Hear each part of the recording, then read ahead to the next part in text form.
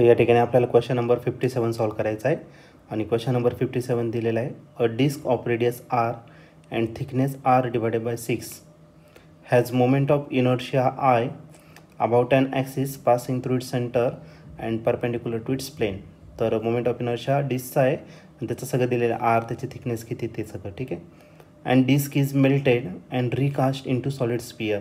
तर त्या डिस्कला पूर्ण मेल्ट करायचं आणि त्याला परत स्पियरमध्ये कन्वर्ट करायचं. तर आपल्याला the moment of inertia of sphere about its diameter. तर आपल्याला मोमेंट ऑफ इनर्शिया स्पियरचा फाईन करायचा, सॉलिड स्पियरचा त्याच्या डायमीटरचा वरती. ओके, तर हा जो क्वेश्चन आहे तर हा दोनदा आलेला आहे, 2023ला पण आलेला आहे आणि 2016ला. ओके, तर त्याचे 4 ऑप्शन आहे. तर पहिलं ऑप्शन आहे I divided by 5, second option आहे I divided by 6, third option आहे I डिवायडेड बाय 32 आणि लास्ट ऑप्शन आहे I डिवायडेड बाय 64. चला तर बघूया या क्वेश्चनचा आन्सर काय असेल ते. तर या क्वेश्चनमध्ये आपल्याला एक डिस्क दिलेला आहे.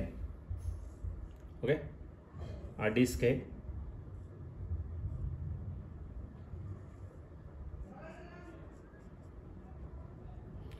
या डिस्कचं काय दिलेलं आहे, रेडियस दिलेलं आहे r इतकी त्याची रेडियस आहे, डिस्कची रेडियस r इतकी दिलेली आहे आणि याची जी थिकनेस आहे, ही जाडी, ही थिकनेस ती किती दिली आहे तर r डिवायडेड बाय 6 एवढी दिलेली आहे त्या डिस्कची थिकनेस. आणि त्याचा मोमेंट ऑफ इनर्शिया I इतका दिलेला आहे. जर याचा मोमेंट ऑफ इनर्शिया जर घेतला, डिस्कचा moment of inertia about an axis passing through its centre, तर तो असे किती mr²/2 इतका दिलेला आहे. याला आपण काय करू, इक्वेशन नंबर 1 कन्सिडर करू. ठीक आहे. त्यानंतर आपल्याला काय सांगितलंय, एक या डिस्कला मेल्ट करायचं आहे. ओके, आणि मेल्ट करून रिकास्ट करायचं, एक सॉलिड स्पियर तयार करायचं. यालाच आपल्याला मेल्ट करून काय करायचं, सॉलिड स्पियर तयार करायचं. मग हा जो स्पियर आहे त्या स्पियरसाठी आपण सगळे लेटर 1 कन्सिडर करू. पण मास बघा, मास डिस्कचं जेवढं मास असेल तेवढं त्या स्पियरचं मास असेल. मग m is mass of the disc and m1 is the mass of the solid sphere. Moment of inertia त्याचा आपल्याला फाईंड करायचा अबाउट इट्स डायमीटर, म्हणजे इथून या डायमीटरमधून जर पास केलं त्या स्पियरच्या तर त्याचा मोमेंट ऑफ इनर्शिया किती असेल. तर मोमेंट ऑफ इनर्शिया आपण I1 घेऊ आणि स्पियरचा मोमेंट ऑफ इनर्शिया किती असतो 2/5 mr². पण आपण 1 साठी घेतलं m1 आणि r1. m तर सेमच राहणार, mचं काही टेन्शन नाही. मग राहिलं कोणतं, फक्त r. पण बघा, याच डिस्कपासून आपल्याला काय करायचं आहे, स्पियर या ठिकाणी काय करायचं, तयार करायचं आहे. याला आपण इक्वेशन नंबर काय कन्सिडर करू, 2 कन्सिडर करू. याचं जेवढं व्हॉल्यूम असेल सेम व्हॉल्यूम याचं असेल, बरं का नाही. मग आपण या ठिकाणी volume of disc is equal to volume of solid sphere. Okay, तर हा फॉर्म्युला बेसिक आपल्याला या ठिकाणी यूज करायला लागेल. डिस्कचं जर व्हॉल्यूम घेतलं तर डिस्क हा डिस्कचा व्हॉल्यूमचा जर घेतला तर एरिया इंटू लेंथ घेऊ शकतो आपण.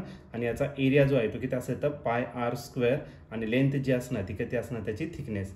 आणि स्पियरचा जर व्हॉल्यूम घेतला तर तो किती असतो 4/3 πr³ इतका. पण हा जो r आहे तो त्याला आपण काय कन्सिडर करू, r1 इतका कन्सिडर करू. पाय कॉन्स्टंटच राहणार आहे, पाय काय झाला, कॅन्सल राहिला, बरोबर की नाही. मग राहिला काय, फक्त r² आणि या t ची व्हॅल्यू किती दिली आहे तर r डिवायडेड बाय 6 इतकी दिलेली आहे. ओके, आणि या ठिकाणी जो राहिलेला तो किती राहिला तर 4/3 r1³ इतका. ठीक आहे, एक काम करा, 3 1 1, 3 2 काय होणार 6 आणि हा 4 इकडे काय मल्टिप्लाय, इकडे काय करा डिवाइड, r² इंटू r, rचा काय झाला क्यूब आणि 2 4 किती झाला 8 झाला. हा झाला तुमचा r1चा क्यूब. आता सगळ्यांचं क्यूब रूट घेता येईल, म्हणजे r1 जो असणार आहे तो भेटेल तुम्हाला r डिवायडेड बाय 8. कशाचं क्यूब रूट आहे 2चा. ठीक आहे, म्हणजे r1ची व्हॅल्यू भेटलेली आहे. r1ची व्हॅल्यू आपण कशामध्ये पुट करू तर इक्वेशन नंबर 2 मध्ये पुट करून टाकू. देअरफॉर इक्वेशन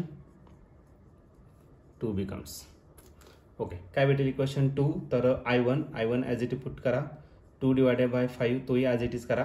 m1 आणि m ची व्हॅल्यू सेम आहे, तो तसाच टाका. आणि r1च्या जागी आपण काय टाकलं तर r डिवायडेड बाय 2, त्याचं काय करायचं आपल्याला स्क्वेअर करायचं. ओके, आता याला जर सिम्प्लिफाईड केलं तर हा भेटेल तुम्हाला 2 डिवायडेड बाय 5 m r² आणि 2चा जो स्क्वेअर आहे तो किती होणार आहे 4. पण 2च्या टेबलमध्ये 4 आहे, 2 1 1, 2 2 किती झाला 4 झाला, बरोबर की नाही. आणि याला जर आपण सिम्प्लिफाईड केलं, फायनल आन्सर इकडे लिहितो मी. तर I1 जो असणार आहे, I1 आपल्याला भेटेल किती 1/5 आणि हा भेटला तुम्हाला mr² डिवायडेड बाय 2. पण याला मी ब्रॅकेटमध्ये टाकतो वाटलं सर, mr² डिवायडेड बाय 2ला. हा जो mr² डिवायडेड बाय 2 आहे हा म्हणजेच आपला काय I, बरोबर की नाही. मग हा झालं I1 आणि हे झालं 1/5 आणि हे काय झालं तर तुमचं I आणि कुठून आलं फ्रॉम 1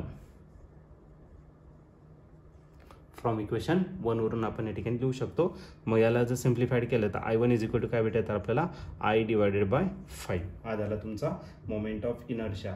आणि जर तुम्ही हे जर ऑप्शन जर चेक करत असाल याचे तर या ठिकाणी ऑप्शन नंबर ए जो आहे तो आपला या ठिकाणी करेक्ट मॅच होतोय. तर या क्वेश्चनचं जे आन्सर असेल ते option number A means I/5.